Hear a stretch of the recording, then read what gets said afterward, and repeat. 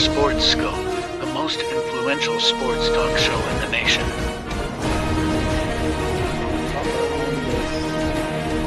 What is today, the 19th? Stay tuned for updates and great sports content. Hello, everybody. Welcome to the Real Sports Scope. I'm your host, Robert Butler. And what is today, the 5th or the 6th? I want to say today is the 5th of March. Good to be back here live on the program. There's so much going on right now. The NFL, and I'll probably open up with this story about the receiver market. I mean, you've got a lot of receivers in their prime that has cost these teams so much money. They're moving on for practically nothing, you know. That's pretty interesting story. Kyrie Irving goes down. I'm not really sure what the deal is with that. Something came up here. Looks like something has come up with NESSP, but we'll have to just see what happens there. Okay, but anyways, going to talk about that. DK Metcalf trading on the trading block. Tyler Lockett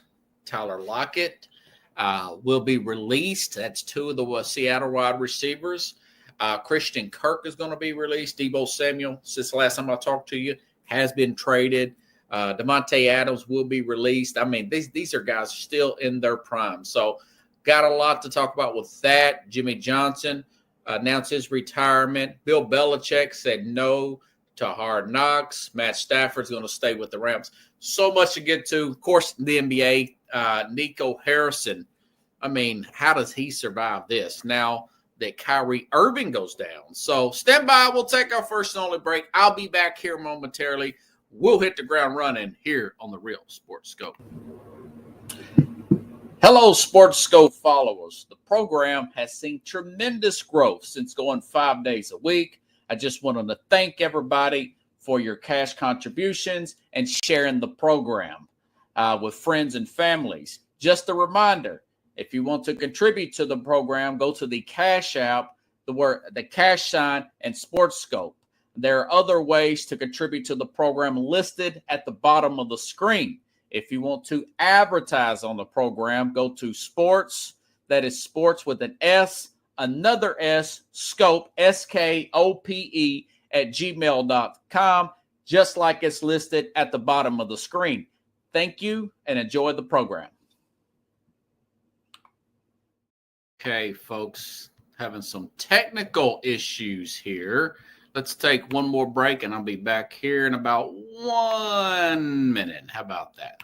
Introducing National Streaming Sports, live and on-demand sports talk programming that you can access 24/7. For the premier sports talk experience, tap into our Roku channel. Start your mornings with Mac and Jack covering all the weekend sports action. Then pour a cup and enjoy all the sports you can drink on the Coffee and Sports podcast. At midday, talk sports from east to west on the Coast to Coast podcast. Followed at night by some hot girl talk with Prim and Proper Sports featuring Sonia Pearson. Talk boxing on the Gloved Fist. Yankee fans tune in for Start Spreading the News. And there's more on the College Sports Huddle and Sports Scope with Robert Butler.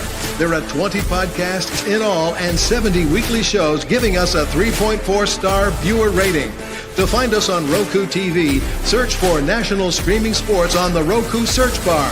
Click on the logo and you're in. National Streaming Sports, live and on-demand sports talk for... All righty, now I'm back here live, and I don't know, something's going on with our Roku TV. And Linda, if you're watching, I don't know, but I put both of the NESSP apps up, and both seem to be having problems. I know one doesn't work and one does, but I'm not sure which one is. So, okay, I've got to start off with this. All right, now, NFL wide receivers are becoming increasingly expensive. I mean, we're talking productive Pro Bowl, former All-Pros, borderline All-Pro players are being shopped and or traded for, I think, the market has hit a tipping point. For example, the Commanders seem to have gotten a steal over the weekend with trading for Deebo Samuel, okay, which I've got him written down here. I've got some separate notes for Samuel because I thought I was just going to be talking about Deebo Samuel, and then we just got a flood of this. But Samuel, folks, went for a 5th-round pick where Washington took on a $17.5 million cap, his cap hit. Now, think about it this way. Washington has Jalen Daniels there on a rookie contract. Last year, Washington had the most money in cap space. Not quite the story this year. That is obviously the New England Patriots here. But San Francisco takes a cap hit this year and from dead cap money. But it looks like John Lynch is looking 3 years ahead. You look, and by the way, there was also rumblings that Brandon Ayuk could also be on the trading block after just signing that big deal there, But it looks like they're trying to make room to pay Brock Purdy anywhere from $50 to $60 million. I'm going to be closer to 45 to 52, and that's really pushing it. But I know the guy hasn't getting paid anything practically, and he's living in one of the most expensive places in America. Remember, he was a very last pick in the draft, Mr. Irrelevant, Brock Purdy. But we saw how he struggled when the team did not have, when they had injuries at that wide receiver position. But going back to this trade here, if Washington extends Samuel, they only take a $5 million hit. Adam Peters, this Washington general manager, former assistant there under John Lynch. Hold on.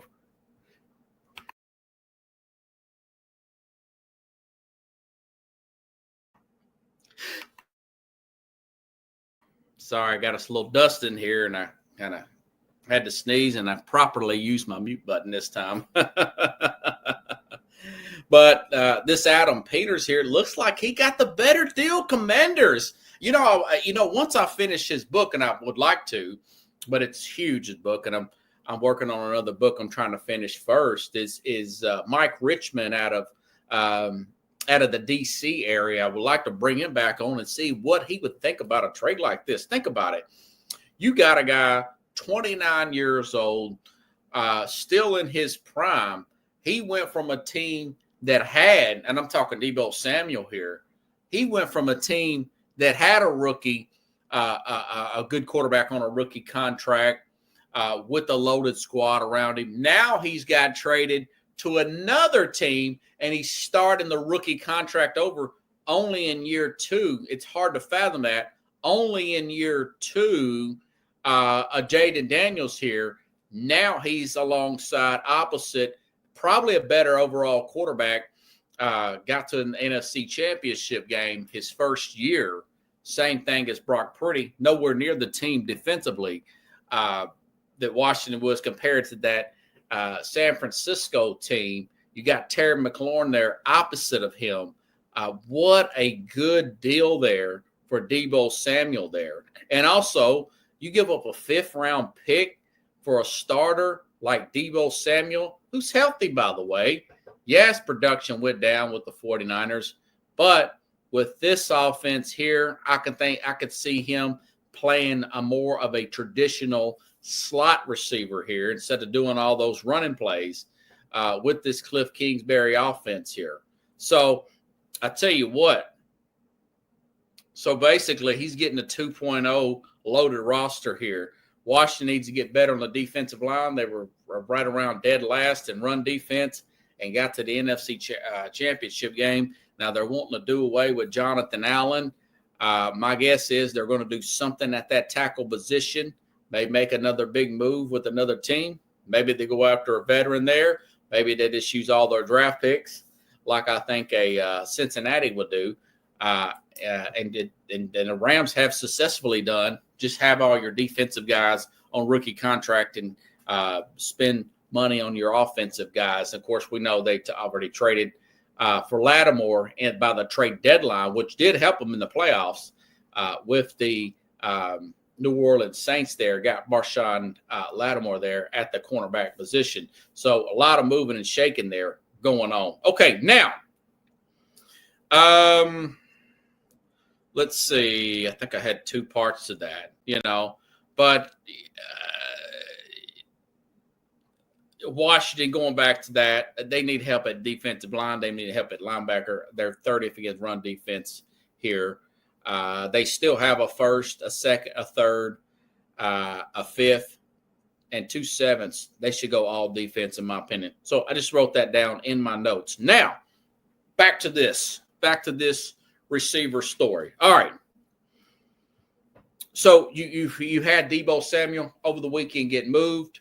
A day or so later, Devontae Adams, arguably, what was it, 20? When was he traded? 21? I want to say 22, if I'm not mistaken. I think it was 23, actually. The offseason before the 2023 season started, he was arguably the best receiver in the game, traded to the Raiders here, still only 32 years old. Now the Raiders, they could not even trade, or the Jets, remember he's traded from the Raiders to the Jets. They could not even find a trading partner. So the Jets are going to release him coming up next week during the new league year there, and where he can actually go out and sign with somebody else. You got a guy of that caliber. Christian Kirk I thought was fine there. He's a solid 2, possibly a 1. Brian Thomas had a fantastic rookie year. The Jags saved $10 million. They move him. And now, I mentioned this afternoon, DK Metcalf wants out. He's the last year of his contract. I think they're going to move him. I think he's going to get traded. There's been some rumblings about maybe him going to the LA Chargers. That would be big time for your Charger fans with Justin Herbert throwing him the football. You keep that team healthy.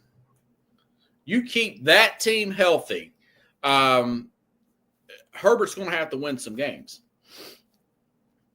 But let me get back to my notes. If I get too far off my notes, I'll get way out here. Okay, so Metcalf, 1 year left, will be 28 in December. I mean, this guy's got 4 prime years left, maybe 5. Probably going to command $125 million plus type of contract. May catch a first or second. He was drafted in the same draft. He played on the same team with A.J. Brown, opposite. Deebo Samuel drafted in the same draft, a year older, 29 years old. That I mentioned Christian Kirk, even Tyler Lockett. Yeah, he's going to be 33 later on this season, but he's very consistent slot receiver there, And, you've got Adams, who's been moved twice here. I just think that there is a level of, like I said, they're not, I wouldn't use the word overrated. I'd say slightly overpaid, slightly overrated. Let's go back to DK. All right. You had Tyler Lockett on one side, DK Metcalf on the other, up and coming. And we saw this last year, especially towards the end.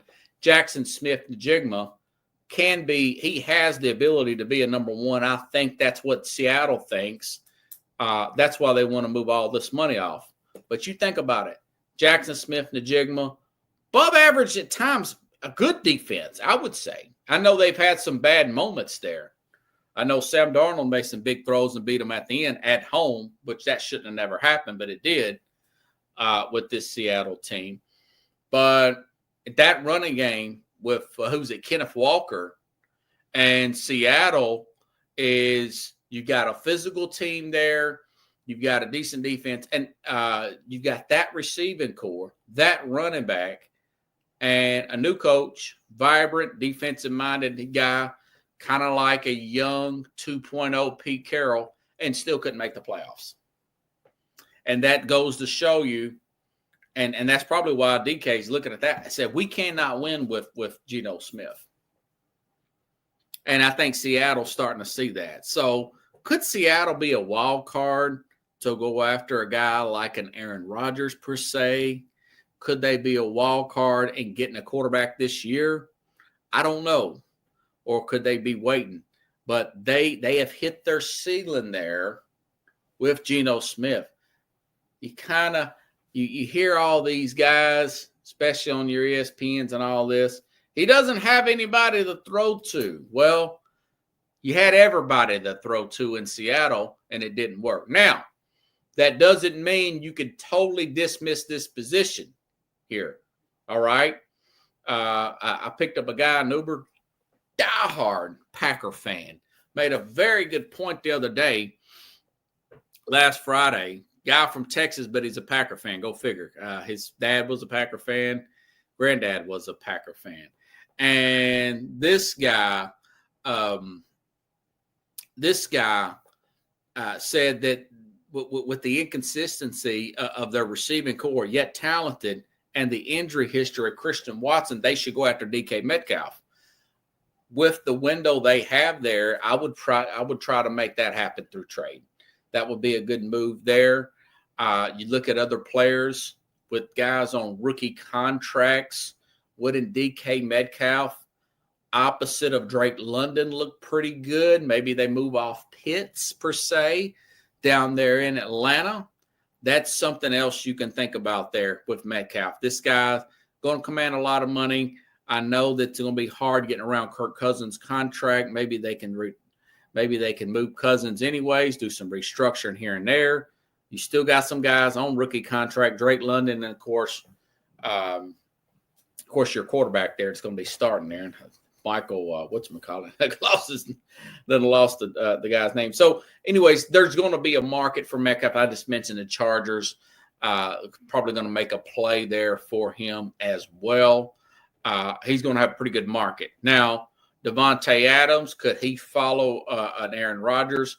But my whole point is these guys at this receiving core position here, does this lower that cap number, Because I was just looking at second franchise tag for or was it the fifth-year option? I want to say it was, second franchise tag, for T. Higgins. $26 million for T. Higgins, and that is exact that to the pennies coming out of their cap of the cheapest owner in the NFL. So you look at T. Higgins there, and then you look at Jamar Chase, who's going to get, I was reading today, Jamar Chase in Cincinnati, he's going to reset the wide receiver market. So you're going to have two guys on there one making 28 to 30 million, the other one making 32 to 34. Chase is going to want a little bit more than former teammate. Justin Jefferson's got over $30 million there. And you've got all that money invested in your receiving core, not to mention what you're already paying Joe Burrow with one of the cheapest owners in the league. They're also going to, like Washington, hope that they hit on every single draft pick on defense. They've got a new defensive coordinator, Al Golden, may work, but that just goes to show you that this and plus, look at Tyreek Hill. There's a chance Miami may already, remember, he said he wanted to be traded. He wanted to get out of Miami. Now that he's already got a big chunk of money, won that Super Bowl there with Patrick Mahomes. They went on to win two more without him. Yes, they had their struggles this year. But there seems to be a ceiling for that position. It does not guarantee wins. It helps an average quarterback. but you cannot have too much money. And that's why I said that I disagree with, although they're on top right now, they've hit home runs with their draft picks.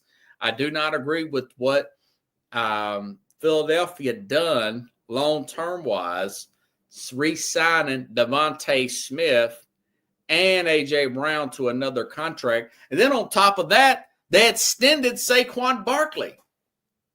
So, yeah, I think I was proven wrong. I admit it, that Saquon Barkley, I wouldn't have given him that big second contract, but he got a big second contract there. Now they're wanting to extend him past that second contract, which I think is suicide, if you ask me. Now I know they cut James Bradbury, and of course they cut Darius Slay because they've got their corners taken care of.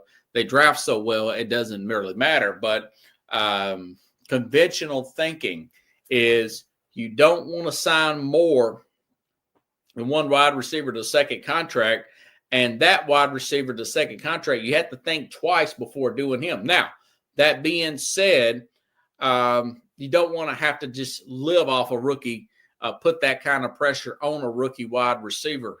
You know, we saw that fall apart with Tennessee when they took on Trayvon Burks here. You got to have your guy already on the roster that you think that can take over. That's why I think that Cincinnati should have definitely let Higgins walk and add more to the other side, either to the offensive line or the defensive line, personally. But that owner, he started to see the tea leaves. He started to see the hints and the boldness that Joe Burrow was saying about keeping Higgins and even Trey Henderson at defensive end there. Sam Hubbard retired today. That's the other defensive end. So he wants all those guys to get paid. And Henderson up in his 30s. I don't know what, you know. But anyways, it just goes to show you that they're overrated and they're overpaid.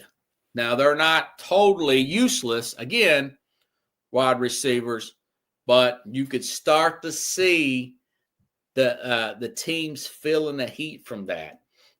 This is a big trend here.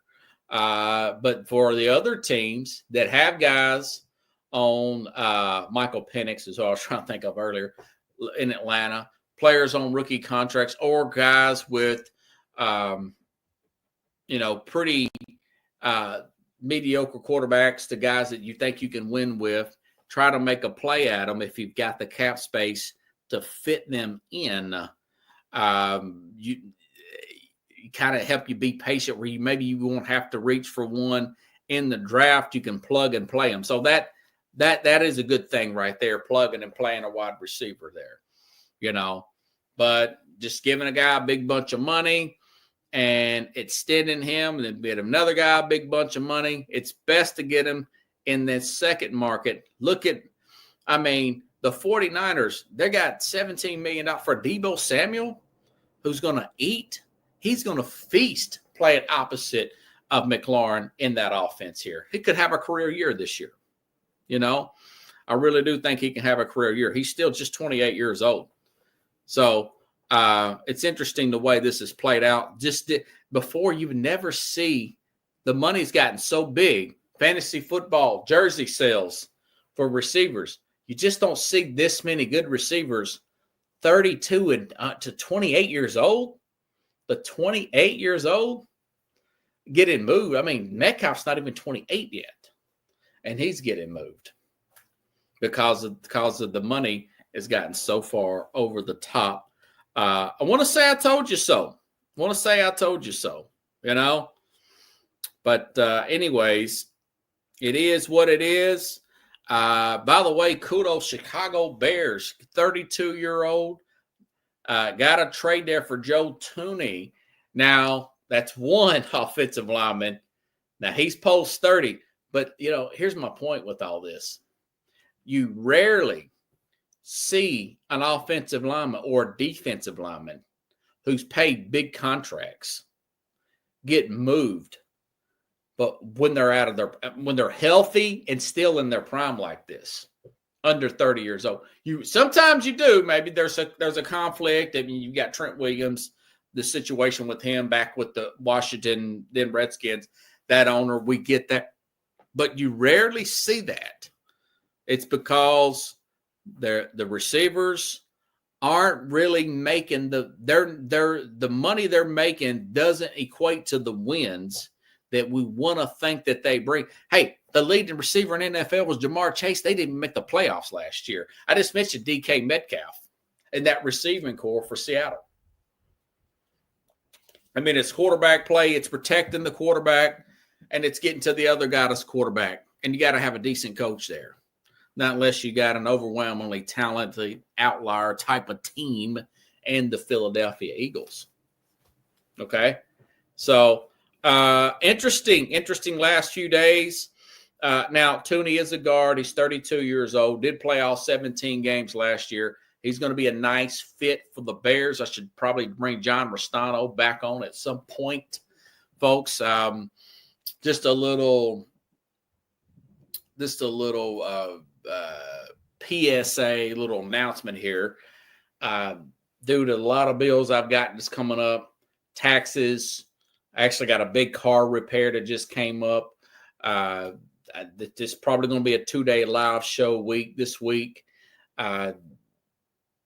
Unfortunate, or not this week, for the next several weeks, maybe the next several months. You know, it's all part of the sacrifice. You know, this program is, I'm actually not making any money from it. I'm spending money to keep it up. So kind of bear with me. From time to time, I will go live in the other days, especially if I meet somebody out doing Uber, just like I met Jenny Paul, the lady that wrote the Yankee Princess. May bring her back on. Trying to bring the Philly sports guy on. He couldn't make it tonight. I wanted to bring him back on.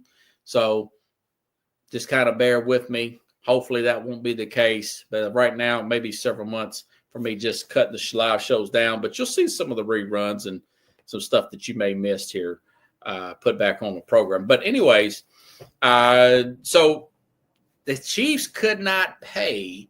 They could not pay both players. They franchised Trey Smith, who's younger, playing at an all-pro level, and they moved Joe Tooney. So they're going to look to have to draft a left tackle and a guard now. So this is what its life is like when you're paying the quarterback all this money. I would probably try to move off Kels, but then again, maybe that cost him more if he retired versus just playing. I'll have to look and see how their cap situation is. But and I think the Bears may have a good player for another year, maybe two, to help out Caleb Williams. That was a pretty good move. And, of course, I want to say that they moved off Keenan Allen. I think it's 33 as well, the Bears have. So, and that's a normal time. But guys in their late 20s playing at a Pro Bowl, that's really interesting. You just don't see that. You don't see that with the Kurtz, again, the Samuels, and, of course, DK Metcalf, all players under 30 years old. Okay. Let's see. So I got that covered. Now, you know something? Matt Stafford.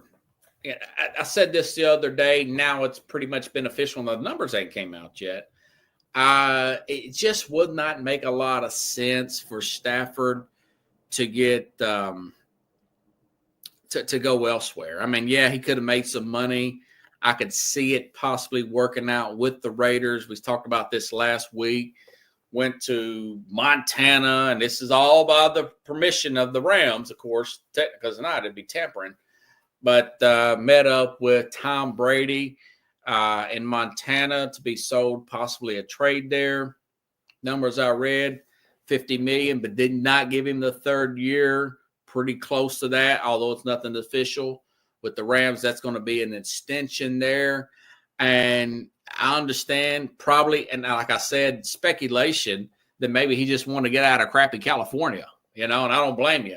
The taxes there, maybe not like the schools, but it seems like that football-wise, I mean, Sean McVay, that offense. And by the way, they, of course, it helps at 37. it helps. Alaric Jackson, left tackle there, signed a 3-year extension, may have had something to do with it. So right call there. Probably didn't make quite the money he wanted to make, but he probably thinking the idea, because supposedly the Giants had it. Looked at Giants. Andrew Thomas, not quite healthy all the time. Cold weather, windy all the time up there in East Rutherford in that stadium late in the season versus being indoors with Sean McVay. And that, plus he's already got chemistry with oh God, who was the other guy? I keep wanting to say Cooper Kupp. They're about to Puka Nacua. Cooper Kupp's going to get released. I want to say that's another guy, but Cooper Kupp, he's on the back end of his career. You could already tell. So he made a wise call there. Now they have a shot potentially to get to the Super Bowl next year. You know, I mean, I could see a situation where the Eagles could come in a little bit flat per se. Come in a little bit flat this year. Got a new offensive coordinator. Not in love with their head coach from the get-go. I could see that. You know. And it looks like that we're good to go everywhere. Looks like I'm live here back on Roku TV. That's good to see. So that's about thoughts on Stafford. Made the right move there. Now, Sam Darnold not getting tagged. What does this say about the quarterback room there with McCartney there? You know, the rookie coming back from a meniscus tear. It tells me that there's some fear there. There's some fear there. Although this meniscus is supposed to be cleaned up, ready to go. J.J. McCarthy. And now there's no franchise tag. Do they get a long-term deal done, or they let him walk? We're going to find out next week. Everything I'm reading, they're going to try to do a long-term deal. Now, I don't know why you would want to do a long-term deal and plug up all that money when you could have simply franchised him. Yeah, that's a $40-something million hit. That's a $40-something million cap hit, but it's only for 1 year, and you've got McCarthy there on that rookie year. It's a good problem to have. Now, instead, maybe they just let him walk. Sometimes that happens. We're going to find out next week. But I'm looking and refreshing on my X account to see, well, are they going to re-sign this guy or what? Because the deadline to put that cap on or put the franchise tag is already passed.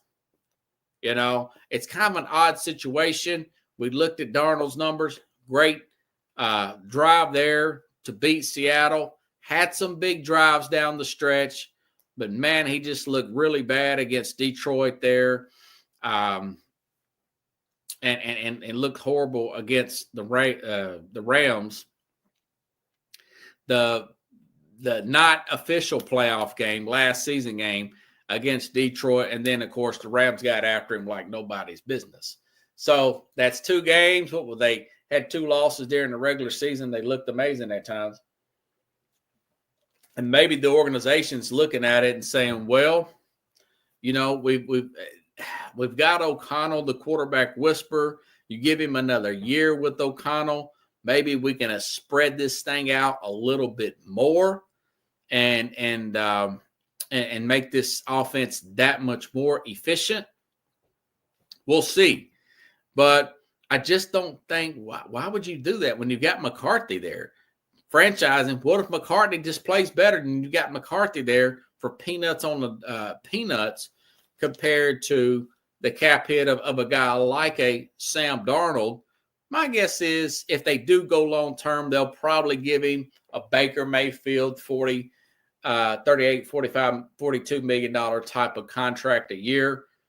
I would try to do him, prove it again type of deal for me personally.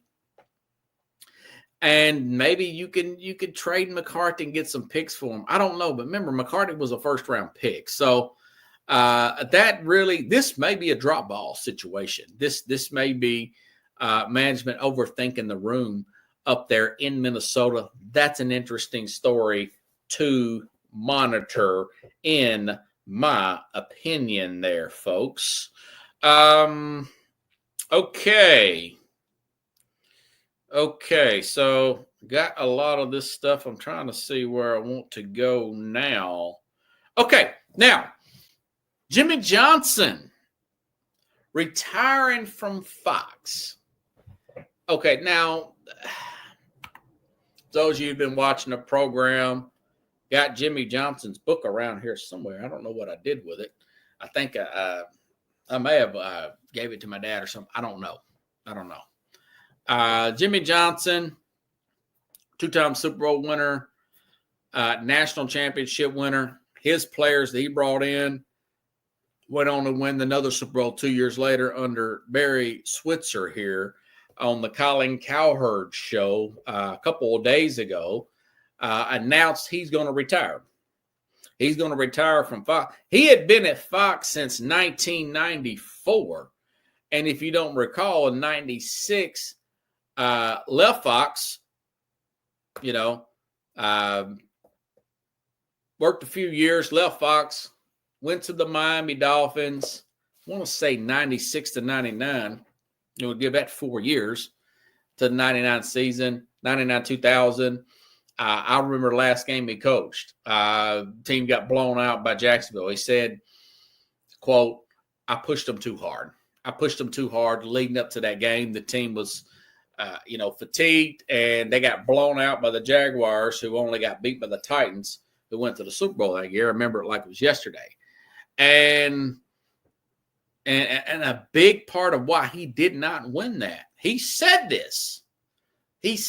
Now, he's since backtracked, going back here, some of you younger viewers here, but at the time, he said that he wanted to play a certain way, physical, run the ball team. Dan Marino did not want to do that. And, of course, they didn't quite have the pass rush. They didn't have the running game, but that's what he wanted to make them. With Marino getting upper 30s into that rim, him and Elway about the same age. Well, heck, they were drafted in the same draft in 83. My point is they could have potentially won the Super Bowl there. Could have won the Super Bowl with that Miami Dolphin team if they'd have listened to the guy. He had a big-time eye for talent. He was picking the players. Now, I'll say this. Knocked it out of the park. I want to say he made like 50 trades or something, including when he was going back to Dallas, when he had that Herschel Walker trade, which was the big one where they got, I want to say they got like Emmitt Smith or whatever, and traded him off to Minnesota with the picks, turned that into a bunch there. Told a story about the backup quarterback that he got with Troy Aikman in that draft, and ended up getting a first-round pick for him, and I forgot that guy's name. But anyways, so had a really good eye for talent, excellent coach. Colin Cowherd calls him the walk-around coach, coaches the coaches up, had a good staff around him. He had an eye for talent as far as coaches to do their job. Now, a lot of his guys did not, Norv Turner didn't turn out to be Dave Wannstedt, not very good head coach, but he had an eye for putting those guys in place there, putting these guys in place to do their job, like Belichick would say, to do their job specifically. And just like he did as a player, picking players per se, he's the kind of guy that I would want to play for. I said all that. I didn't know this, but Vince Lombardi came up with this line. And he's talking to his team back when it was Miami, but he's made this speech before. He says, fatigue, and he's quoting, but I'm quoting him, fatigue would make cowards of us all. Fatigue would make cowards of us all. In other words, do not be tired. Do not be fatigued. Outwork your opponent in the offseason, and do not be fatigued. Make him be the coward. Outwork him in the offseason. When that game comes up on Saturday, Sunday, whatever, you're going to be the better player. Fatigue will make Howard. Now, he got that from Vince Lombardi, but I like the way he said it, per se. And I didn't.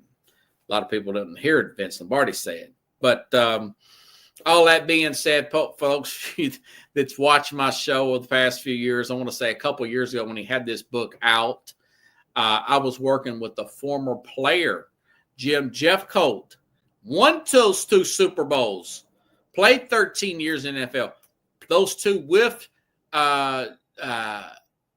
Jimmy Johnson. Jimmy Johnson said, "You're one of the toughest guys I've ever coached, one of the better players, all heart." He said that to Jim on the X app, was then called the Twitter. And so they were in good contact. I had been working with Jim on the Mac and Jack and Jim Jeffcoat show for a few years at that point, on Sundays, coming in for about 30 minutes every single Sunday, and I had Jim on my show. And when he cut that book out, Jimmy Johnson had that book out. He said when he was a coach at Oklahoma State, he didn't like the way then coach Barry Switzer treated him when he was at Oklahoma. Oklahoma State lost to Oklahoma, beat down, but that was one of his first big jobs there for Jimmy Johnson. And Barry Switzer never come to the middle of the field to shake his hand traditionally after the game. He was on the phone with recruits immediately after the game. Okay. He saw that as a slight, Jimmy Johnson. I say that because me working again with his former player there, made multiple times through Jim to reach out to Jimmy Johnson, and he totally ignored him, even though he's a former player.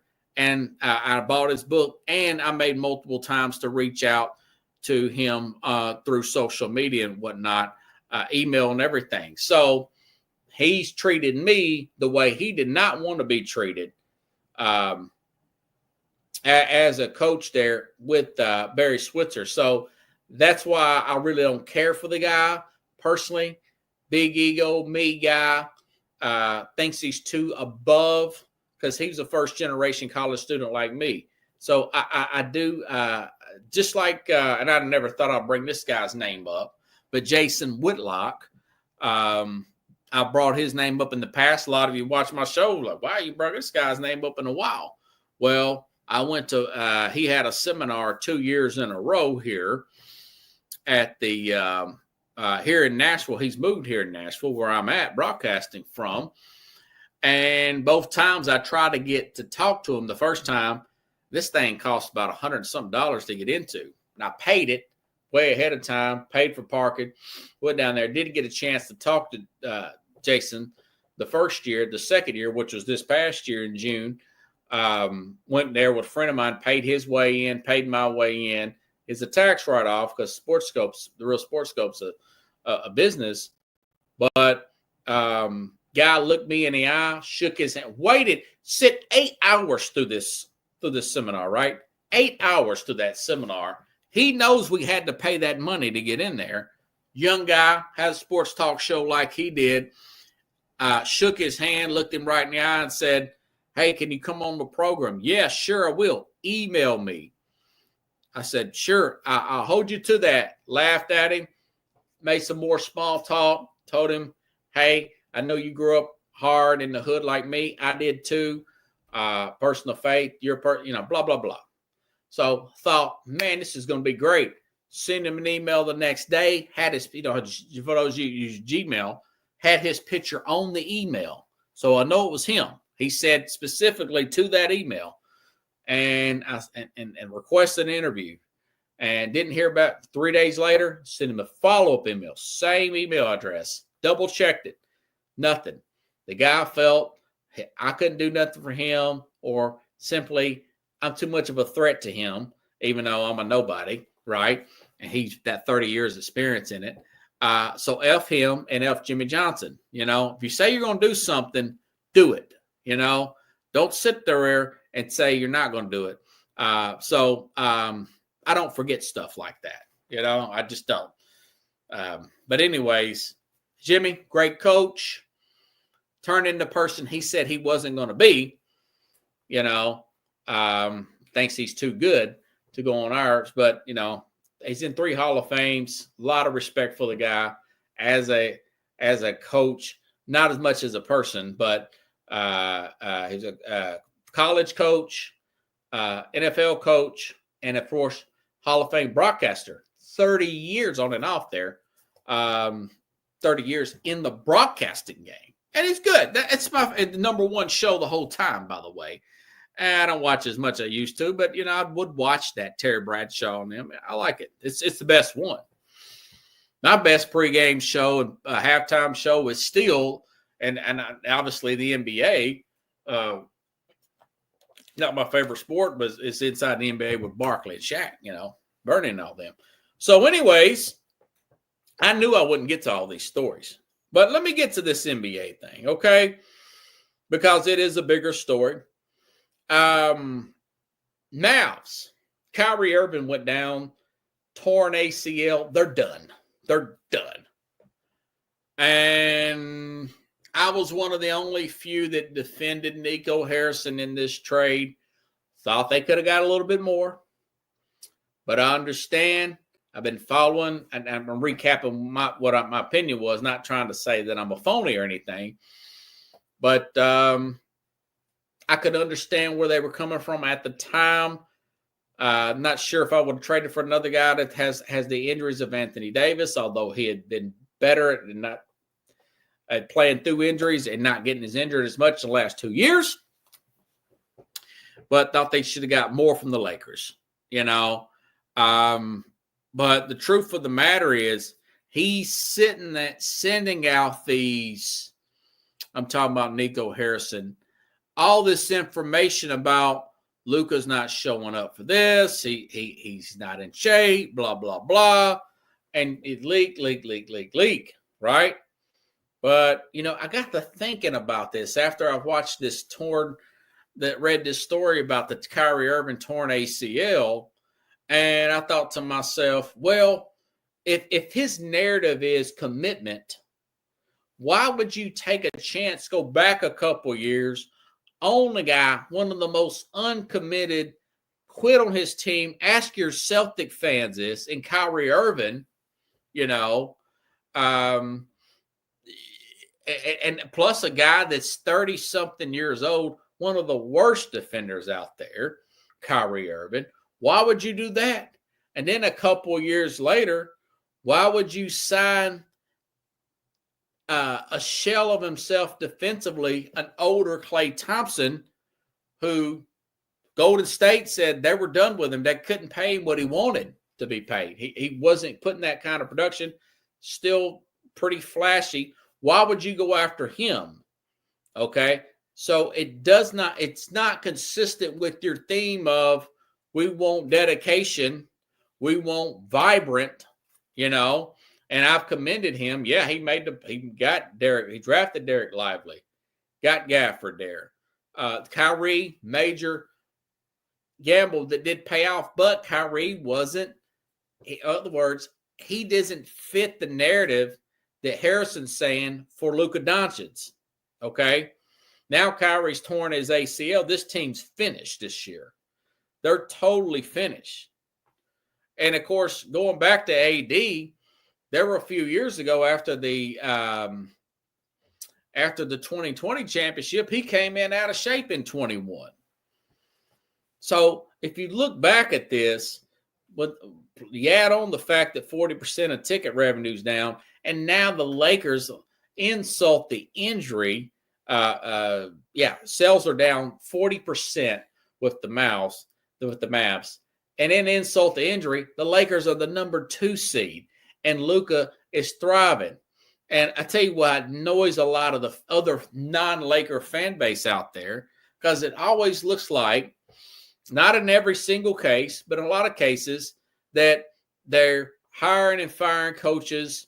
They're placating LeBron, bringing his son in there. Jenny Buss she makes one decision, and then you see she does a a radical, and it's like whoever she talks to last, she's by the seat of her pants all the time on her decision making, and like I was talking to a friend of mine, Corey, the other day. Back when this happened, it just seems like the league finds a way to bail them out. Daniel Stern, I don't know if the former commissioner who stopped that Chris Paul trade, years ago to put him with Kobe Bryant, back when he was playing with the Hornets, that would allow this.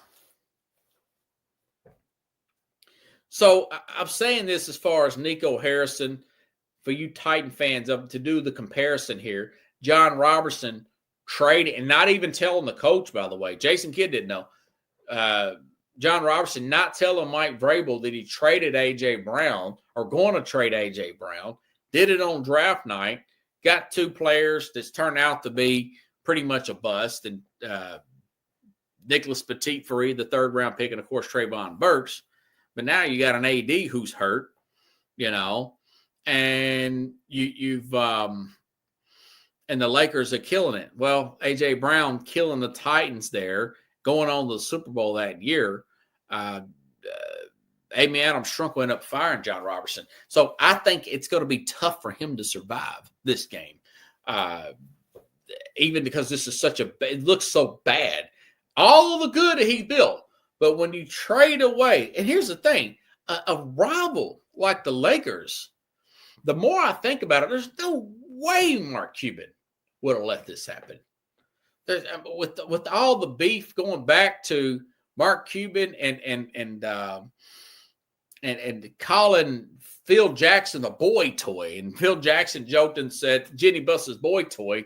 He's like, man, I'm 61 years old and you're calling me a boy toy. I take that as a compliment, But the bickering back with the Lakers, why would you do that? Why, Luka had a year left. Why didn't you just give him? I know it's hindsight's 2020, but the guy had another whole year left on his contract. You could have gave him an ultimatum over the summer and said, Luka, before you go out there and act a fool and come in out of shape, you've got to be in shape here. We're not asking you. We're telling you $340 million is a lot of money. Okay, that is a lot of money. You've got to come in shape. This is the last term.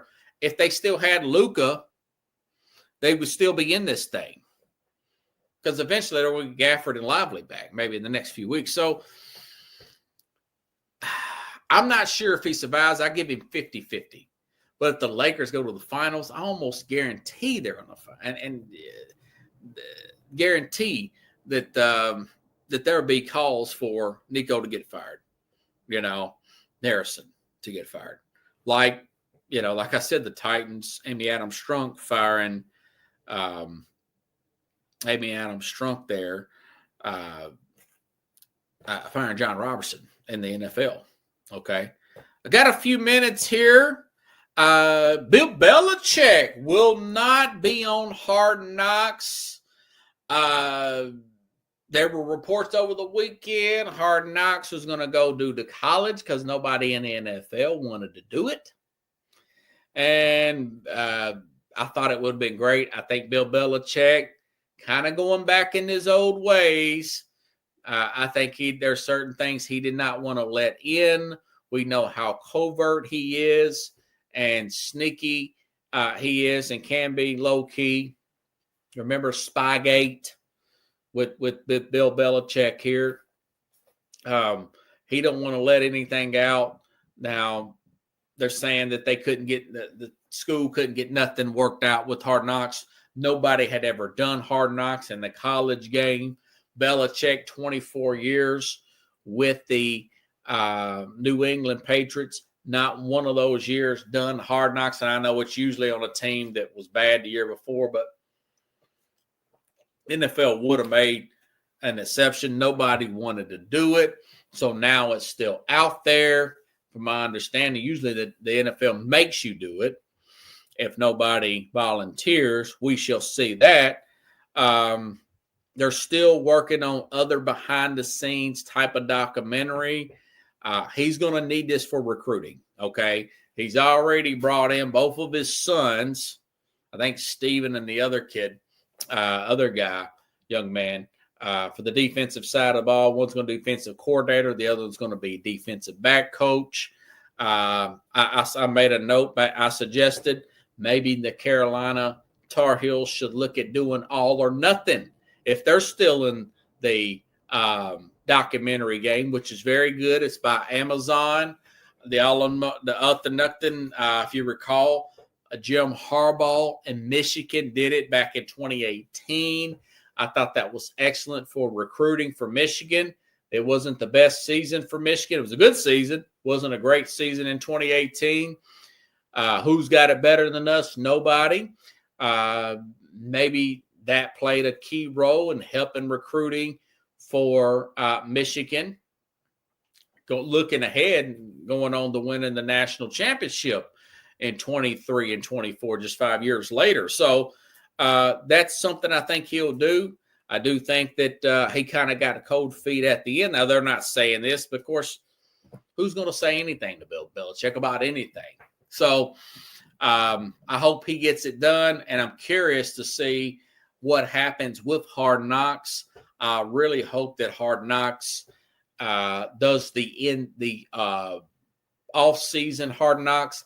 I thought that what they did with the Giants, me personally, I thought that was the best. That was the best because that is the building of the team rather than doing a bunch of kind of corny stories behind the scenes with watching the guys go home with their wife and, hang around their big, nice house and all that. That's fine and dandy, but I think you need less of that and you need more of the office and big boards and discussing players and the saga with the Giants and Saquon Barkley and is it Malik Neighbors? Can we work in a way to get one of these quarterbacks? Could we get Drake May? Could we get Jaden Daniels?